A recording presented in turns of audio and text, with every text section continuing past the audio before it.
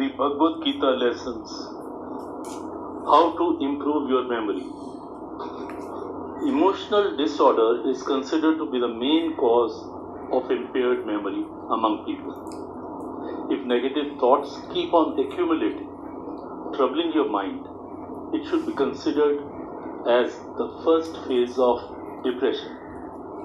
Other major causes of loss of memory are sleep deprivation, stress, getting too little sleep or waking frequently in the night, and other such negative emotions, anxiety, and it may also cause loss of concentration, which in turn means depletion of the memory.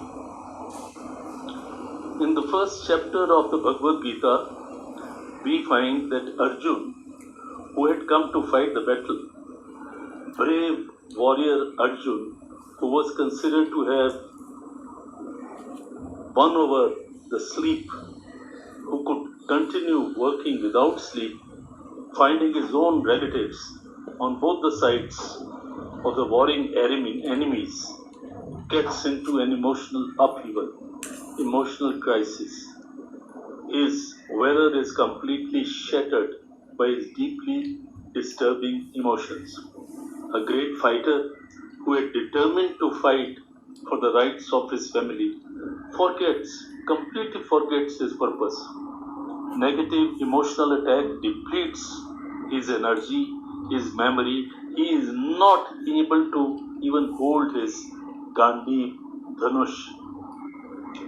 In chapter 6, Lord Krishna tells Arjun that the person who can control his senses and his emotions is his own friend. But the person who has not conquered body, senses and mind is his own enemy. The stable person who is in control, he is free from vain hopes and confusions. The person remains focused on his purpose and does not lose his track. Remaining focused on his purpose, his memory remains as sharp as ever. The psychologists tell today that the causes of loss of memory are as emotional upheaval, emotional intelligence is weakened, negative emotions pervade the mind, and the memory is totally debilitated, enfeebled, weakened. Indecision creates confusion in the mind, which also troubles the memory. Impurity of thoughts affected are also creating problems for the memory. The impurity of thoughts like enmity, revenge, etc., they keep on hovering the mind and definitely erode or ruin the memory. Attachment leading to fear also affects. Ignorance that covers the knowledge. When the knowledge is not there, at that time also you do not know what to do. You go into indecision, which in turn, as I said above, causes disruption of the memory.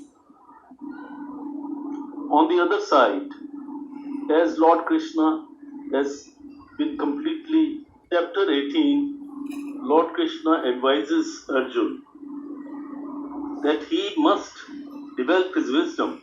He also explains what are the qualities of wisdom. Wisdom, devotion, and determination. These are the foundations of a good memory. In fact, good memory only enables you to acquire these qualities. Lord Krishna says wisdom that teaches you how to do one's duty, how to remain focused, and dedicate everything to God the Almighty. It removes your fear and brings fearlessness, removes attachment, and becomes absolutely non-attached, and that is the real good wisdom. Likewise, the determination of mind which emerges out of devotion to the Almighty is carried out by a person with mind, soul, and body.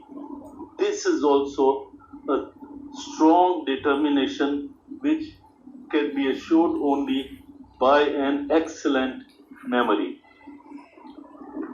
Throughout the Bhagavad Gita, we have emphasis on self-control, controlling emotions. Lord Krishna keeps on telling Arjun that it is necessary that there should be no attachment. So therefore your emotions should be totally controlled. Detachment is only leading to stability of mind. And then he further says Sambhav. Sambhav can create peace. And where there is peace, there is no loss of memory. Further, purity of thought. Purity of thought when you don't have anger, when you don't have fear, when you are not jealous, that also brings peace which enhances your memory.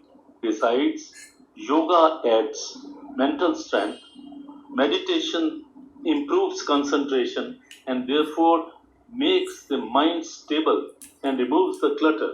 When there is no clutter, when the mind is stable, when you are without any stress, tension, strain, etc. So obviously your memory is strong. In fact, your memory helps you to develop and excel in these qualities.